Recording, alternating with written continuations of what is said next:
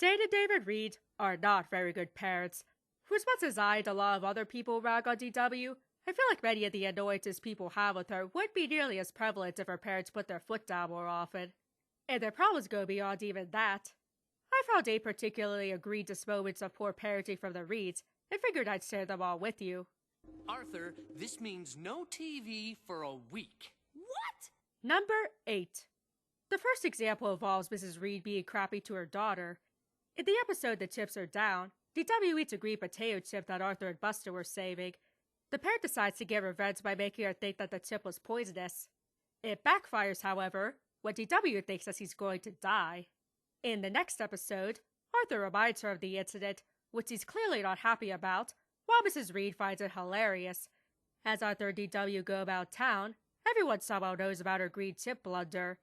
It turns out that someone published the story in the local paper, and she forces her brother to steal everyone's newspapers, which of course is all in vain. When they return home, it's discovered that none other than DW's own mother had spread the story, in one of the series' many examples of nightmare fuel. Oh, I'm sorry. I didn't realize it embarrassed you. How could you not tell that DW was clearly bothered when Arthur brought up the story earlier? You promised you wouldn't talk about that anymore. Jade promises not to repeat the story to anyone again, only to blab to Mrs. McGrady about it.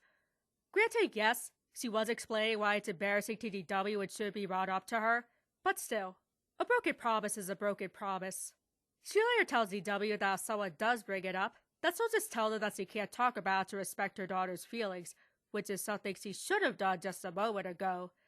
This episode is at the bottom of the list, because at least some kind of solution was worked out.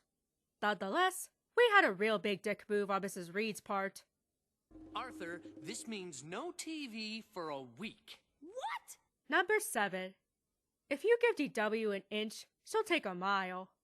When DW is given a safety whistle by a local firefighter, she becomes obsessed with blowing the damn thing for every incident she deems unsafe, to the point where even the parents tell her to cut the crap. Somehow, though, they don't understand that actions speak louder than words, and the thought of confiscating said whistle never crosses their minds. To make things worse, they force Arthur to take DW to a rally race he's participating in, saying that they need to drop off Kate at Grandma Thora's house first. Which leads to another issue. Why the hell can't just one of the parents drop off Kate while the other watches DW? They even specifically say, we have to drop off Kate at Grandma Thora's house first. We have to drop Kate off at Grandma Thora's first. Again, why do you both need to be there just to drop her off? At the race, Arthur tells his sister to fuck off, and she ends up climbing a tall tree which he needs to be rescued from. And all this could have been prevented if the Reed parents used their goddamn brains for once.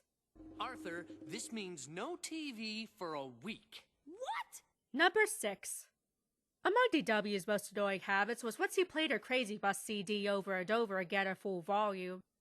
Mrs. Reed tells her to turn that shit off a whopping 1 time, while DW continues to drive Arthur crazy. And it's not like the parents are oblivious to this either. Excuse me?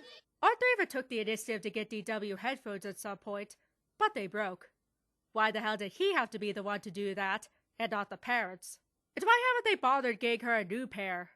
Eventually, Arthur snaps and threatens to break the CD, to which DW screams to her parents about it. Arthur is then punished for reaching his breaking point by being grounded for watching TV. Meanwhile, DW is not passing off for obnoxiously playing her damn music every hour of the day, and not letting her family have a single moment of peace. When the CD goes missing and she immediately blames Arthur for it, I'm surprised the parents don't double ground him on the spot. And when it turns out their parents accidentally took her CD instead of the one for their high school reunion, she doesn't even apologize to Arthur for falsely accusing him. Worst part is, this is far from the only example of Arthur getting unfairly punished, while his sister gets away scot-free. Arthur, this means no TV for a week. What? Number 5. Arthur's Lost Dog is one of my most infuriating episodes of Arthur, and for good reason. I've already talked about this one at length before, so I'll keep it short. Kate is very obviously wanting a balloon, which is the reason why she's crying. Her parents are completely oblivious to this, which leads to Pal running off to get one for her. They then make Arthur and Buster search for the dog by themselves, instead of one of them accompanying them, while the other stays behind with Kate and DW.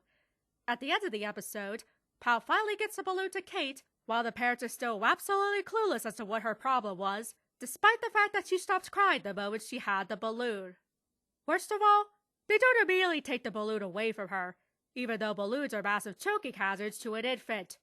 So not only are the Reed parents stupid in this episode, they're dangerously stupid, which wouldn't even be the first time this happened. Case in point... Arthur, this means no TV for a week. What? Number 4. It's a fact of life that babies cry. A lot. And most parents are well aware that waking up multiple times in the middle of the night to care for a baby is something that you just have to do. Other kids that live with a baby, however, should be made sure they don't need to deal with that as much as possible, since they also need a good amount of sleep for their development. Do the Reed parents do that? Well, what do you think? I understand that every baby is different, and every child is different, and what may be the case for one family might not be the same as another. But Kay is a newborn, and not old enough to be sleeping outside her parents' room, since he presumably hasn't been able to sleep through the night yet. Not only that, but they do absolutely nothing to attend to Kate when she inevitably cries in the middle of the night, leaving DW sleep-deprived and damn near going crazy. Again, Kate is still brand new at this point, and I can't imagine she's older than a month during these events. In other words, she's definitely still too young to just cry it out. On top of that, DW's parents seem to do nothing to prepare her for what to expect when it comes to having to share a room with a baby, nor do they give a crap about how this is negatively affecting her. Eat your cereal, DW. I can't eat. My teeth are tired. Is it any wonder that DW started acting out after this happened? And honestly, the Reed parents should be thankful that DW, a 4-year-old who is underdeveloped mentally, did take her unaddressed frustrations out on the baby. Again, the Reed parents were being dangerously stupid. Arthur, this means no TV for a week. What? Number 3. One of the biggest issues people tend to have with DW is that all she needs to do is cry and moan, and she gets what she wants. And this episode is one of the best examples of that. First, DW throws a fit because he wants to tag along with Arthur and his dad's one-on-one time at the museum. And because Kay is sick, Mrs. Reed makes him take DW with them, probably because he knows she'll have to deal with 2 screaming babies otherwise. Then, David promises to make it up to Arthur by going on a one-on-one fishing trip at the lake. On the day of the trip, it turns out that next week he'll need to handle a catering gig, which means DW won't be able to have her one-on-one time, which of course she bitches about. Does Mr. Reed take 2 seconds to explain that I'll take her someplace the week after next week? Nope! DW once again gets what she wants, and Arthur is understandably pissed during the whole trip. This instance isn't technically as bad as some of the previous ones, but makes it this high on the list because of how mind-numbingly stupid David Reed was. Even as a kid, I had no idea why he did just explain to DW that he'd get a trip with him the Saturday after the next. Arthur, this means no TV for a week. What? Number 2. Speaking of DW always getting what she wants, here's another infamous example of this. DW is in a very bad mood. So bad that she's constantly screaming at her family, and even slamming her bedroom door all night, and depriving Arthur of sleep. And of course, her parents never once tell her to stop this shit, or punish her for her bratty behavior. Seriously, are they not able to hear her loud-ass door slamming? She even lashes out at Francine when she's trying to figure out what the hell is wrong with her, and she barely gets a light scolding for it. And when she says she wants to go to a movie, her parents let her, despite her unending bad behavior. When it turns out that she's pissed at not being invited to one of her classmates' birthday party, she's rewarded with an invitation to Francine's birthday bash, which of course she's elated by. She's not taught that not being included in every single event is just a fact of life, nor is she punished for her days on end of being a shithead.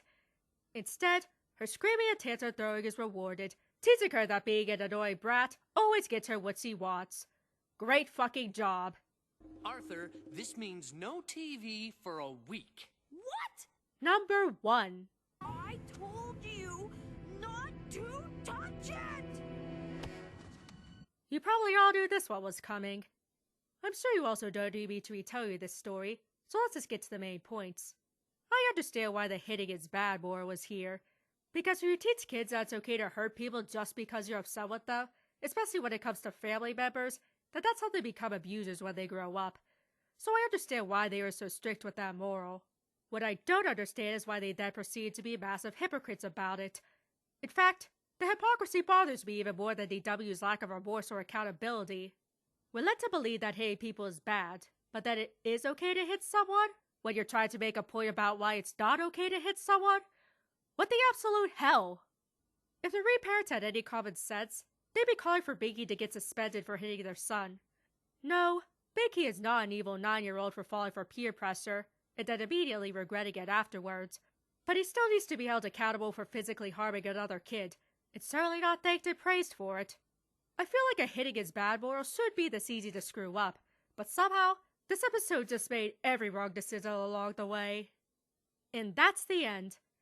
There are plenty of other instances throughout the series, but these ones I thought were particularly dishonorable mentions. Are the reparents the worst cartoon parents ever? Not by a long shot. But that doesn't automatically make them very good parents either. So what do you think? Do you agree with this list? Are there any other particularly bad parenting moments that you think should be added? Be sure to leave your comments below. Thanks so much for watching. If you enjoyed the video, be sure to click like and subscribe if you want to see more.